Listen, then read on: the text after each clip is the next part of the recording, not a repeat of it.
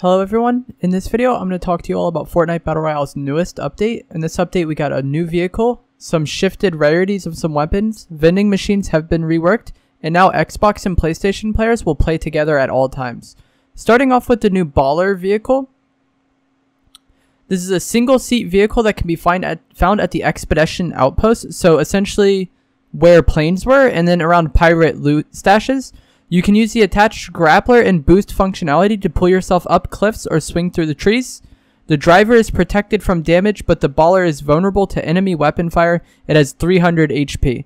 So deal 300 HP and it'll break. I assume if you break the person while in midair, the person would take fall damage unless they have redeploy. So this is an interesting vehicle. Not really sure what to think about it just yet. We'll have to see how it plays out in game, but it doesn't sound as annoying as planes, so I don't think it'll be as big of a problem. One thing they didn't note is how it interacts with players' builds, if it will break builds or not. That wasn't stated at all. Nothing about breaking builds was stated. So I assume this weapon will not have the functionality to break builds like the ATK and like the driftboard. It will not be able to break builds as far as my interpretation of the patch notes. The infantry rifle has had the common rarity removed, so you should see way less infantry rifles. The heavy AR got a rarity downgrade, which is quite interesting, from rare, epic, and legendary to common, uncommon, and rare. So from blue, purple, gold to white, green, blue. The damage was also reduced to be 36 damage for the common, 38 damage for the uncommon, and 40 damage for the rare. So the blue heavy AR, which used to be legendary, will now hit for 80 headshots instead of 96, and then it's also less body damage as well. I'm not sure how I feel about this. It'll be nice to have a common weapon that is actually viable. I think this is a good spot, I guess. Like, if we have to have multiple common assault rifles, I think this is the best situation we've ever been in. But I don't know why that has to be a thing. I would prefer to have the heavy assault rifle just be the way it was. Take out the infantry rifle and then have the only common or low rarity AR be the like M4 or AR-15 looking AR. Have that be the low rarity one and the sole low rarity one, and then leave these other weapons as good and then get the infantry rifle out of there. But oh well, they decided to nerf the heavy assault rifle a little bit and then also shift its rarity down. So you should be getting more, but they are less effective. I think it'll still be a good gun, especially early game if you're going to be getting this quite frequently. The clingers have had a reduced max stack size from 10 to 6. Vending machines have been completely reworked to remove the material cost, and then once somebody claims an item, that vending machine is just gone. It's destroyed. And the common and uncommon vending machines have been removed. Remove the mounted turret from legendary vending machine. So vending machines are essentially a free loot spawn. You're going to get something good out of it. So either blue or better, blue, purple, or gold will be the only vending machines that spawn.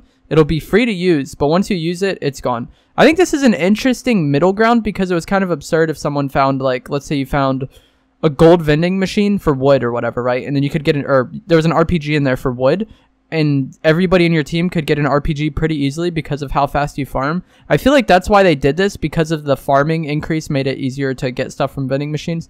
I don't really know. I rarely use them, and I mostly play solos, so abuses like that weren't the biggest deal. But they decided to change how vending machines work. I'll definitely keep my eyes out for them now, though, because it's essentially a free piece of loot that could turn out to be something good. The treasure map has been reduced how frequently it spawns. And from floor loot and from chests, you should be getting way less treasure maps. This is basically what they do every single update. When they add something, they make it super populated, so when people drop in, they can get that item all the time. But after like a week or so, they make it spawn less. Makes sense. When people want to play, when the new item comes out, they want to get that new item. Next big thing I want to talk about is Battle Royale will now have cross-play matchmaking at all times between Xbox One and PS4. So no matter what, if you're playing on either of these platforms, you're playing in a mixed pool of players from Xbox and PS4. This requires you to opt into crossplay, but if you don't opt into crossplay, you have to play creative and playgrounds only. So if you want to play public matches and you're on Xbox One or PS4, you have to play with everybody. I think this is a good thing. I don't really see anything negative about this. If you think of anything in the comments, please let me know, but I think this is fine. Essentially, it could lead to more matches, better games. If they wanted to do some sort of skill-based matchmaking or rank matchmaking down the line, this provides more players to pull from.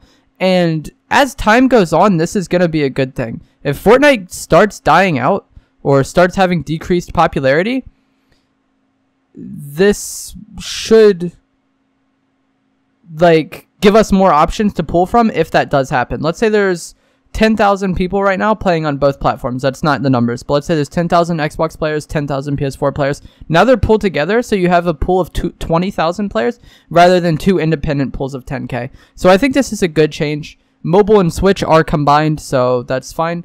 I don't really know. I don't play on either of those platforms. It seems like Switch would have the advantage, but I don't really know how either of those platforms work. I don't play on mobile and I don't play on Switch.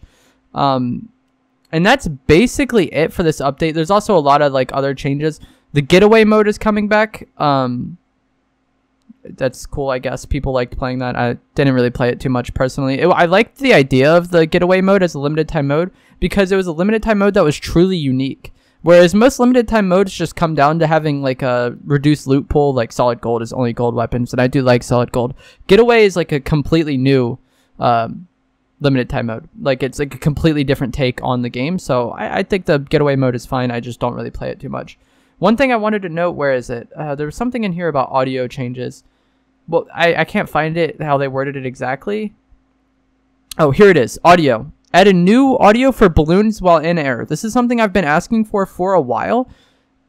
Kind of. You can already hear people while they're in balloons. Hopefully this is more like it gives you a better idea of where they are. What I would like is audio when someone uses the balloon. Like when someone uses the balloon, there used to be one, and it was very like obvious when someone used a balloon. We need that in combination with like some sort of audio while it's in the air. I'm not sure if they intentionally try to make the balloons like a stealthy option or what, but it can be pretty annoying fighting a balloon player because like, especially in a build fight, like they just start going up and you have no idea what's going on. There's one more thing I wanted to talk about. I want to get this right though. It's a pretty big deal. Trying to scan the patch notes to find it because I did not highlight it like I should have. Okay. Elimination credit is now awarded to the last damager in cases of logging out, self-eliminations, and eliminations due to storm damage. Current threshold timer is 15 seconds. So let's say you have 40 HP and I shoot you for 30, right? And then you leave the game within 15 seconds. You die to fall damage within 15 seconds. You die to the storm within 15 seconds. Any of those things, you blow yourself up, I will get that kill. In the past, the game was super whack about this. If you had someone weak in the storm, I actually didn't really mind the storm one that much, but the storm would take your kill. What was really annoying is sometimes you would break someone's build or you would do a lot of damage to them and they would jump off the build and then they would kill them. They would jump off and die and then you wouldn't get that kill. This was really annoying because of the HP on kill would be denied to you. I mean, it was annoying in the sense that you didn't get your kill, but the most annoying part to me was the fact that like I was going to get that HP on kill and then it was robbed from me. But that is no longer. Now there is an elimination timer. When you damage somebody, if they die from some sort of natural cause within 15 seconds, you will be awarded that kill. I think this is a great change. Let me know what you think of that change and all these changes down in the comments below. If you enjoyed this video, please do remember to give it a like, rating, and subscribe if you would like to see more. I do live stream Fortnite Battle Royale every single day. Thanks for watching, guys. Okay, I'll probably push that because that's like a decent kill that we should be able to get pretty quickly. So I just hit him with a lot of damage. But if you're going to get into a long fight at this point in the game, you're probably better off just not taking it because the probability of getting third-partied is so high. And just look at how everybody played this game. Like, everybody in this match was just so, like, passive with snipers in the late game. That's all they did. Everybody just sniped at me. They're just waiting to third-party. Like, solos especially is literally just... The late game is trying not to get third-partied, I feel like. That's, like, the most important skill.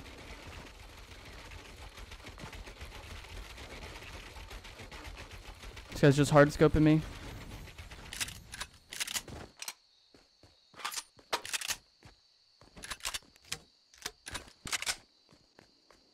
Trying to find the other guy right now. You just want to always be aware of what... Did I just see him behind this tree? Maybe not. You always want to be aware of what information you have.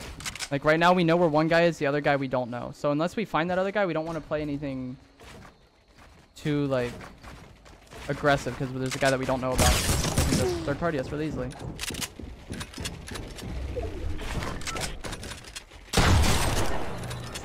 So really what I try to do the most in the late game is get good positioning and then get information on where the other players are.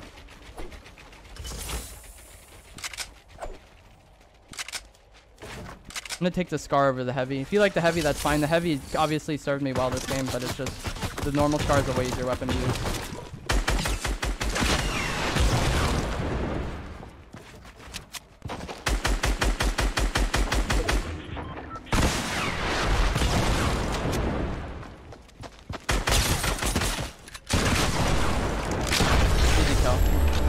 Let's get some GGs in the chat. And as you saw there, where were we positioned? In between this guy and the zone. If you're in a 1v1 and you're positioned in between that player and the zone, like, it's usually a free win. Unless they have launch pads or something. That's why launch pads are so good. Because the storm hits for 10 at that point. All I have to do to that kid is apply a little bit of pressure. Like the slightest bit of pressure. And he's either dead to the storm or he's dead to me. But let's get some GGs in the chat. And if you guys have not already, please do remember to drop a like on the stream and subscribe if you would like to see more.